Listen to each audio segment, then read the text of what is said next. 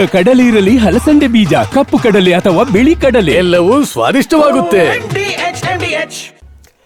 TV ನ್ಯೂಸ್ಗೆ ಸ್ವಾಗತ. ನಾನು ರಂಗನಾಥ್ ಭಾರದ್ವಾಜ್. ಅದು ಏನು ಪ್ರೀತಿನೋ ಏನು ಸುಡುಗಾಡು ಪ್ರೇಮನೋ ದೇವರಿಗೆ ಗೊತ್ತು. ಇತ್ತೀಚಿನ ದಿನಗಳಲ್ಲಿ ನಾವು ನೋಡ್ತೀವಿ ಈ ಪ್ರೀತಿ ಪ್ರೇಮ ಮಾಡಿ ಮದುವೆ ಆಗಿರೋವಂಥವ್ರು ಎಷ್ಟು ದಿವಸ ಬದುಕ್ತಾರಪ್ಪ ಅಂತ. ಬೇರೆ ಬೇರೆ ಆದರೆ ಪರವಾಗಿಲ್ಲ, ಸತ್ತೇ ಹೋಗ್ತಾರಲ್ಲ. ಇದು ಸಂಗತಿ. ನಿನ್ನೆ ಭೀಮನ ಅಮಾವಾಸ್ಯೆ ಗೊತ್ತಿದೆ ನಿಮಗೆ. ಭೀಮನ ಅಮಾವಾಸ್ಯೆ ಹೇಳಿ ಕೇಳಿ ಗಂಡ ಹೆಂಡತಿ ನಡುವಿನ ಸಾಮರಸ್ಯ ಮತ್ತು ಪ್ರಾರ್ಥಿಸುವಂಥ ಒಂದು ದಿನ. ಹೆಂಡತಿ ಪೂಜೆ ಮಾಡಿದರೆ ಗಂಡನ ಆಯಸ್ಸು ಜಾಸ್ತಿ ಆಗುತ್ತೆ ಅಂತ. ಆದರೆ ಹೆಂಡತಿ ಆಯಸ್ಸೇ ಕಡಿಮೆ ಆಗಿಬಿಟ್ರೆ ಪೂಜೆ ಮಾಡಿ. ನಿನ್ನೆ ಆಗಿದ್ದದೆ. ನಿನ್ನೆ ಈಕೆ ಭಾಳ ಭಕ್ತಿಯಿಂದ ಏನೋ ಗಂಡನ ಪಾದ ಸೇವೆ ಮಾಡಿದ್ಲು, ಪಾದ ಪೂಜೆ ಮಾಡಿದ್ಲು. ಅದಾದ ಮೇಲೆ ಸಿಕ್ಕಿದ್ದು ಶವವಾಗಿ. ನೋಡಿ ಎಂಥ ದುಸ್ಥಿತಿ ಇದು. ಕಾಲೇಜಲ್ಲಿ ಇರಬೇಕಾದ್ರೆ ಇವರ ಲವ್. ಈಕೆ ಹೆಸರು ಸ್ಪಂದನ, ಅವನ ಹೆಸರು ಅಭಿಷೇಕ್. ಕಾಲೇಜಿನಲ್ಲಿ ಲವ್ ಮಾಡಿದ್ರು. ಮನೆಯವರ ತೀವ್ರ ಪ್ರತಿರೋಧದ ಎದುರುಗಡೆನೂ ಅದನ್ನು ಎದುರಿಸಿ ಇವರು ಮದುವೆ ಮಾಡಿಕೊಂಡ್ರು. ಆದರೆ ನಿನ್ನೆ ಆಕೆ ಶವವಾಗಿದ್ದಾಳೆ.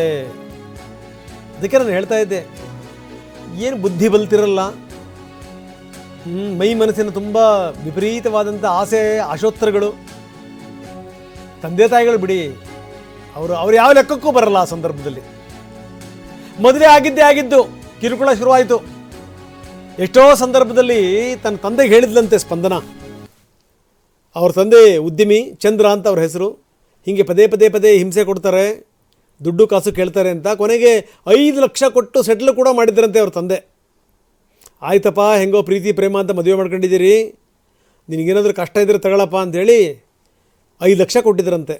ಈ ಹಣದ ಆಸೆ, ಈ ಭೂತ ಒಂದು ಸರಿ ಬೆನ್ನು ಹತ್ತಿಬಿಟ್ರೆ ಭಾರಿ ಕಷ್ಟ.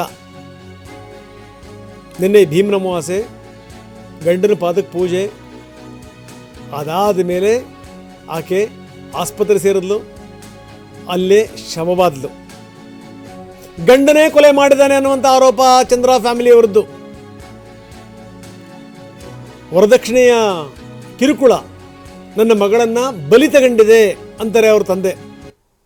ಇದಕ್ಕೆ ಸಂಬಂಧಪಟ್ಟಂಗೆ ಸ್ಪಂದನ ನಿನ್ನೆ ಕರೆ ಮಾಡಿ ಹೇಳಿದ್ಲಂತೆ, ಹೀಗೆ ನನ್ನ ಗಂಡ ವಿಪರೀತ ತೊಂದರೆ ಕೊಡ್ತಾ ಇದ್ದಾನೆ ಅಂತ.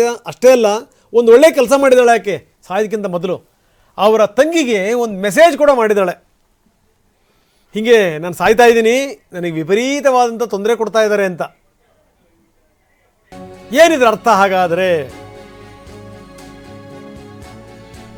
ಮೊದಲು ಪೋಷಕರಿಗೆ ಕರೆ ಮಾಡಿದ್ಲು, ಅಭಿಷೇಕ್ ಕರೆ ಮಾಡ್ದ, ನಿಮ್ಮ ಮಗಳು ಹೋಗ್ಬಿಟ್ಲು ಅಂತ ಹೇಳ್ದ. ಈಗ ಅವ್ರ ತಂದೆ ತಾಯಿ ಸ್ಪಂದನಾಳನ್ನ ಕೊಲೆ ಮಾಡಿರೋದೇ ಅಭಿಷೇಕ್ ಅಂತ ದೂರಿದ್ದಾರೆ. ಮಾದನಾಯಕನಹಳ್ಳಿ ಪೊಲೀಸ್ ಠಾಣೆಯಲ್ಲಿ ಇದಕ್ಕೆ ಸಂಬಂಧಪಟ್ಟಂಗೆ ಪ್ರಕರಣ ಕೂಡ ದಾಖಲಾಗಿದೆ.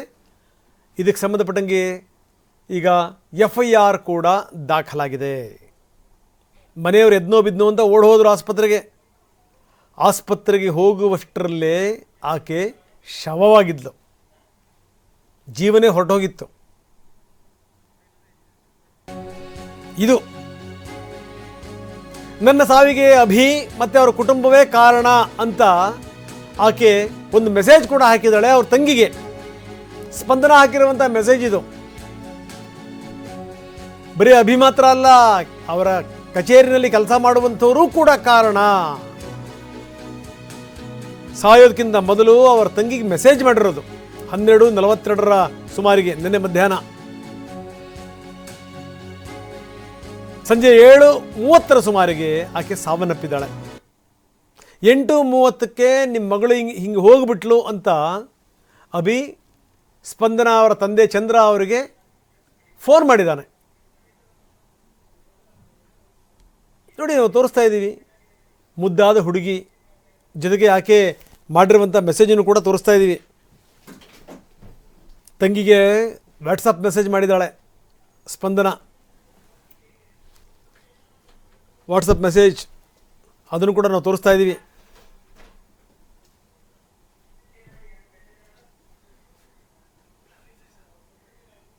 ಸ್ವಲ್ಪ ಬ್ಲರ್ ಇದೆ, ಇದು ಸರಿಯಾಗಿ ಕಾಣ್ತಾ ಇಲ್ಲ, ಪ್ರಶ್ನೆ ಬೇರೆ. ಆದರೆ ತುಂಬ ಸ್ಪಷ್ಟವಾದ ಸಂದೇಶ. ಆಕೆ ಮೆಸೇಜ್ ಮಾಡಿ ಆದಮೇಲೆ ಸತ್ತಿದ್ದಾಳೆ.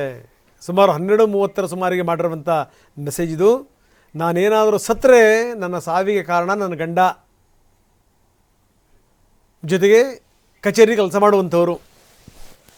12:45 ಸರಿಸುಮಾರು ನೋಡಿ ಲಾಸ್ಟ್ ಮೆಸೇಜ್ ಇದು. ನನ್ನ ಸಾವಿಗೆ ರೀಸನ್ ಆ ಅಭಿ ಕಂಪ್ಲೀಟ್ ಫ್ಯಾಮಿಲಿಯವರು, ವರ್ಕ್ ಪ್ಲೇಸಲ್ಲಿ ಇರೋ ಎಂಪ್ಲಾಯೀಸ್ ಎಲ್ಲರೂ.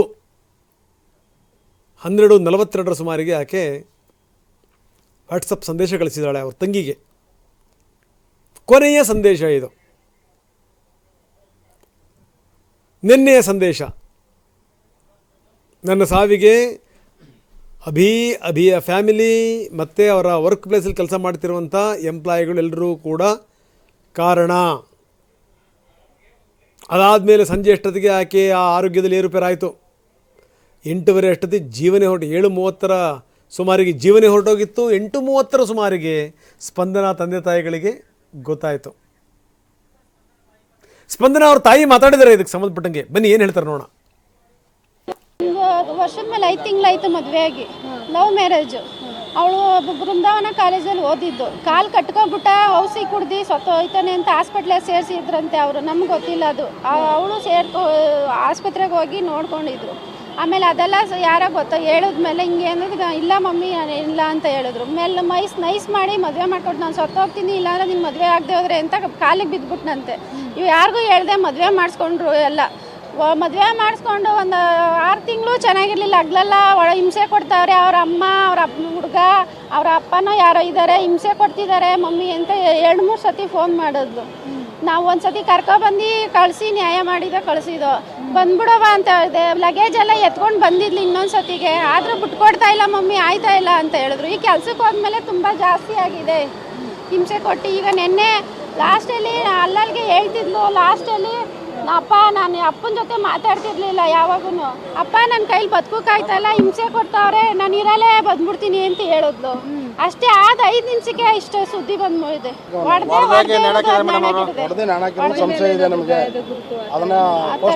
ಪೋಸ್ಟ್ಮಾರ್ಟಮ್ ಮೇಲೆ ಹೇಳಿದ್ಮೇಲೆ ನಾವು ನೋಡಿದ್ದೆ ಹಾಸ್ಪಿಟ್ಲಲ್ಲಿ. ನಾವು ಬರೋಕ್ ಮುಂದೆನೆ ಅವ್ರ ಬಾಡಿ ತಗೊಬಂದಿ.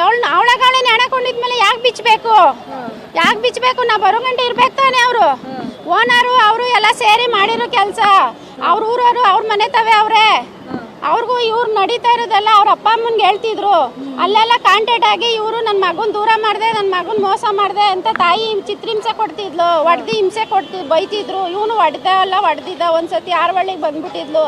ಅಲ್ಲಿಂದ ನಮ್ಮ ಹುಡುಗ ಹೋಗಿ ಕರ್ಕೊಬಂದು ನ್ಯಾಯ ಮಾಡಿ ಕಳ್ಸಿದ. ಅದು ನೆನ್ನೆ ಏನಾಯ್ತು ಅಂದ್ರೆ, ಇದು ನಮ್ಮ ಸೋದರ ಮಾವನ ಮಗಳು. ನಾವು ಕನಕಪುರದಲ್ಲಿದ್ದೋ. ನೆನ್ನೆ ಸುಮಾರು 12:30 ಸಮಯದಲ್ಲಿ ನಮ್ಮ ಮಾವನಿಗೆ ಫೋನ್ ಮಾಡಿ ವಿಚಾರ ತಿಳಿಸ್ತಾಳೆ. ಏನಂತ ಅಂದರೆ, ನನಗೆ ಇಲ್ಲಿ ಇರೋಕ್ಕಾಗ್ತಾಯಿಲ್ಲಪ್ಪ, ನನಗೆ ಭಾಳ ತೊಂದರೆ ಆಗ್ತದೆ, ನಾನು ಬದುಕೋಕ್ಕೆ ಕಷ್ಟ ಆಗ್ತದೆ, ನನಗೆ ಭಾಳ ಹಿಂಸೆ ಕೊಡ್ತಾವನೆ, ನಾನು ಬಂದ್ಬಿಡು ಅಂತ ವಿಚಾರ ತಿಳಿಸ್ತಾಳೆ. ಈ ಸಂದರ್ಭದಲ್ಲಿ ನಮ್ಮ ಮಾವ ಏನು ಮಾಡ್ತಾರೆ, ಇಲ್ಲಮ್ಮ ನೀನು ಬಂದ್ಬಿಡು, ನಾನು ಬರ್ತೀನಿ, ನೀನು ಬಂದ್ಬಿಡು ಅಂತ ಹೇಳ್ತಾರೆ. ಆಯ್ತಮ್ಮ ಅಂದ್ಬಿಟ್ಟು ಫೋನ್ ಕಟ್ ಮಾಡಿ ತಿರುಗಿ ಅಗೇನ್ ಒಂದು 10 ಮಿನಿಟ್ಸ್ ಬ್ಯಾಕಲ್ಲೇ ಕಾಲ್ ಮಾಡಿದಾಗ ಫೋನ್ ರಿಸೀವ್ ಮಾಡ್ತಾ ಇರಲಿಲ್ಲ.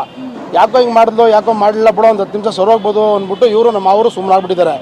ನಮಗೆ ಇದೆಲ್ಲ ಮುಗ್ದಾದ್ಮೇಲೆ ನಮಗೆ ಮಧ್ಯಾಹ್ನ 2:45 ಅವರ ಹುಡುಗ ಇದ್ದಾನೆ ಅವ್ರ ರಿಲೇಷನ್ ಕಡೆಯಿಂದ ನಮಗೆ ಮಾಹಿತಿ ಬರ್ತದೆ. ಏನಂತ ಮಾಹಿತಿ ಬರ್ತಿದೆ ಅಂದರೆ, ನಿಮ್ಮ ಮಗಳು ನ್ಯಾಣ ಹಾಕೊಂಡು ಸತ್ತೋಗ್ಬಿಟ್ಟಿದ್ದಾಳೆ ಅಂದ್ಬಿಟ್ಟು ಮಾಹಿತಿ ಬರ್ತದೆ. ನಾವು ಕನಕಪುರದಿಂದ ಆ ಸ್ಥಳಕ್ಕೆ ಹೋಗ್ಬೇಕು ಅಂದರೆ ಸುಮಾರು ಒಂದು 2 ಗಂಟೆ ಬೇಕು. ಆ ಸಮಯದಲ್ಲಿ ಏನು ಮಾಡಿದ್ದಾನೆ ಅವನೇ ನ್ಯಾಣ ಹಾಕೊಂಡಿರೋದು ಹೋಗಿ ಅವನು ಯಾರಿಗೂ ಪೊಲೀಸ್ಗೂ ಏನೂ ಮಾಡಿಲ್ಲ, ಅವನೇ ಕಳ್ಕೊಬಂದು ಆಸ್ಪತ್ರೆಗೆ ಸೇರಿಸಿದ್ದಾನೆ. ಇದು ನಮಗೆ ಅನುಮಾನಾಸ್ಪದಕ್ಕೆ ಸಾವಾಗಿರೋದು ಅಂತ ನಮಗೆ ಭಾಳ ಮೇಲ್ನೋಟಕ್ಕೆ ಗೊತ್ತಾಗ್ತದೆ. ಯಾಕೆ ಅಂದರೆ ಇವರು ಅನ್ಯವಾಗಿದ್ದು ಚೆನ್ನಾಗಿದ್ದಾಗ ಅವ್ರ ತಂದೆ ತಾಯಿ ಬರೋ ಗಂಟೆ ವೇಟ್ ಮಾಡಬೇಕಾಯ್ತು, ಅವನು ಪೊಲೀಸ್ನವ್ರು ಬರೋ ಗಂಟೆ ವೇಟ್ ಮಾಡಬೇಕಾಯ್ತು. ಇವನು ಆ ಬಾಡಿನ ಕಳ್ಕೊಂಡು ತಗೊಂಡೋಗಿ ಹೋಗೋಷ್ಟೆಲ್ಲ ಬಿಫೋರ್ 1 ಅವರಲ್ಲೇ ಕೂಡ ಸತ್ತೋಗವ್ರೆ ಅಂತ ಡಾಕ್ಟ್ರ್ ಹೇಳಿದ್ಮೇಲೆ ಆ ಬಾಡಿ ಕೂಡ ಆಂಬುಲೆನ್ಸಲ್ಲಿ ಹಾಕ್ಕೊಂಡು ನಾವು ಬರೋ ಅಷ್ಟರಲ್ಲೇ ನೆಲಮಂಗಲ ಗೌರ್ಮೆಂಟ್ ಹಾಸ್ಪಿಟ್ಲ್ಗೆ ತಗೊಂಡು ಹೋಗ್ತಾರೆ. ಇಲ್ಲ ಮೇಡಮ್, ಅದ್ರ ಬಗ್ಗೆ ಡೆತ್ ನೋಟು ಅನ್ನೋದು ಅದ್ರ ಬಗ್ಗೆ ನಮ್ಗೆ ಇನ್ನೂ ಏನು ಮಾಹಿತಿ ಇಲ್ಲ ಮೇಡಮ್. ಇದು ಒಟ್ಟಿನಲ್ಲಿ ಮೇಲ್ನೋಟಕ್ಕೆ ಇದು ಲಾಸ್ಟ್ ಟೈಮು ಕೂಡ ಇದನ್ನು ಅವನ್ನ ಗಂಡ ಜಗಳ ಆಡಿದಾಗ ನಾವೇ ಕರ್ಕೊಂಡೋಗಿ ರಾಜಿ ಪಂಚಾಯತಿ ಮಾಡಿ ಒಂದು ಸ್ವಲ್ಪ ಅಮೌಂಟು ಕೊಟ್ಟು ಅನ್ಯವಾಗಿ ಬಾಳ್ರಪ್ಪ, ನೀವು ಚೆನ್ನಾಗಿರಪ್ಪ ಅಂತ ಹೇಳಿ ಕಳಿಸಿದೋ. ಇದನ್ನು ಪದೇ ರಿಪೀಟ್ ಆದಾಗ ಫೈನಲ್ಲು ಈ ಒಂದು ಅವಘಡ ಆಗಿದೆ. ಅದು ನೋಡಿ, ಆ ಹುಡುಗಿ ಎಷ್ಟು ಮುದ್ದಾಗಿದ್ದಾಳೆ, ಏನು ಎತ್ತ ಅಂತ. ಇವನು ಕೂಡ ಸ್ಮಾರ್ಟ್ ಆಗಿದ್ದಾನೆ. ಆದರೆ ಏನು ಬಂತು, ಈ ಪ್ರೀತಿ ಮಾಡುವಂಥ ಸಂದರ್ಭದಲ್ಲಿ ಈ ಹುಡುಗನ ಮನೆ ಹುಡುಗಿ ಮನೆ ಬೇರೆ ಇರುತ್ತೆ. ಆದರೆ ಈ ಮನಸ್ಸುಗಳು ಭಾಳ ಹತ್ತಿರ ಇರ್ತವೆ. ಒಂದ್ಸರಿ ಮದುವೆಯಾಗಿ ಬಂದರು ಅಂದ ಮೇಲೆ ಅದೇನೋ ಗೊತ್ತಿಲ್ಲ, ಜೊತೆಗಿರ್ತಾರೆ, ಆದರೆ ಮನಸ್ಸುಗಳು ದೂರ ಇರ್ತವೆ. ಕರ್ಮ, ಜಗಳಗಳು, ಗುದ್ದಾಟಗಳು, ಹೊಡೆದಾಟಗಳು, ಅದರಲ್ಲೂ ಈ ಹಣದ ಆಸೆ ಇವೆಲ್ಲ ಸೇರ್ಕೊಂಡ್ಬಿಟ್ರಂತ ಮುಗಿದೋಯ್ತು ಕತೆ. ಕಾಣುವಂಥ ಸಂಗತಿಗಳು, ಕಾಣದಿರುವಂಥ ಸಂಗತಿಗಳು ತುಂಬ ಇರ್ತವೆ. ನನಗೆ ತುಂಬ ಆಶ್ಚರ್ಯ ಆಗುವಂಥದ್ದು, ಇದ್ಯಾವ ಸುಡುಗಾಡು ಪ್ರೀತಿ ಇದು ಅಂತೇಳಿ ಅಂತ. ಈ ಥರ ಪ್ರೀತಿ ಮಾಡೋದು, ಸತ್ತು ಹೋಗೋದು. ಕೆಲವರಂತೂ ನಾವು ನೋಡ್ತೀವಪ್ಪ ಈ ಪ್ರೀತಿ ಪ್ರೇಮದ ಮದುವೆಗಳನ್ನು, ನಾಳೆ ಮದುವೆ ಅನ್ನೋ ಟೈಮಲ್ಲಿ ಓಡೋಗ್ಬಿಡೋದು. ಇಂಥ ಮದುವೆಗಳು, ಇದು ಯಾವ ಸಂಬಂಧಗಳು, ಏನು ಕತೆ ಇದು? ಬನ್ನಿ ನಮ್ಮ ಪ್ರತಿನಿಧಿ ಪ್ರಜ್ವಲ್ ನಮ್ಮೊಂದಿಗೆ ಈಗ ದೂರವಾಣಿ ಸಂಪರ್ಕದಲ್ಲಿದ್ದಾರೆ. ಪ್ರಜ್ವಲ್, ನಾವು ನೋಡ್ತಾ ಇದ್ದೀವಿ ಏನಂದರೆ ಆಕೆನೇ ಆತ್ಮಹತ್ಯೆ ಮಾಡ್ಕೊಂಡಿರೋದ, ಅಥವಾ ತಂದೆ ತಾಯಿಗಳು ಆರೋಪ ಮಾಡೋದ್ರ ಪ್ರಕಾರ ಇವರೇ ನೇಣು ಹಾಕಿದ್ದಾರೆ ಅನ್ನುವಂಥದ್ದು. ಜೊತೆಗೆ ಏನಂದರೆ ಆಕೆಗೆ ತಂಗಿಗೆ ಕಳಿಸಿರುವಂಥ ಮೆಸೇಜು 12:45 ಸುಮಾರಿಗೆ ಕಳಿಸಿರುವಂಥ ಮೆಸೇಜು, ಅದಾದಮೇಲೆ ಆಕೆ ಮತ್ತೆ ಕಂಡಿದ್ದೇನೆ ಶವವಾಗಿ. ಏನಿದು ಕತೆ? ರಂಗನಾಥ್, ಇದು 1 ವರ್ಷದ ಹಿಂದೆ ಲವ್ ಮಾಡಿ ಮದುವೆ ಆದಂಥ ಒಂದು ಸಂಸಾರ ಅಂತ ಹೇಳ್ಬೋದು ಇವ್ರು ಶುರು ಮಾಡಿದ್ದು. ಅಂತಂದರೆ ಈತ ಅಭಿಷೇಕ್ ಏನಿದ್ದಾನೆ, ಈತ ಕ್ಯಾಬ್ ಡ್ರೈವರ್ ಆಗಿದ್ದ, ಈಕೆ ಕನಕಪುರ ಮೂಲದವಳಾಗಿದ್ದು, ಮತ್ತು ಈಕೆ MBA ವ್ಯಾಸಂಗವನ್ನು ಮಾಡ್ತಿಲ್ಲ. ಇಬ್ಬರು ಪರಸ್ಪರ ಪ್ರೀತಿ ಮಾಡ್ತಾರೆ. ಅದಾದಮೇಲೆ ಮನೆಯವರ ವಿರೋಧದ ನಡುವೆ ಇವರು ಮದುವೆಯನ್ನು ಆಗ್ತಾರೆ.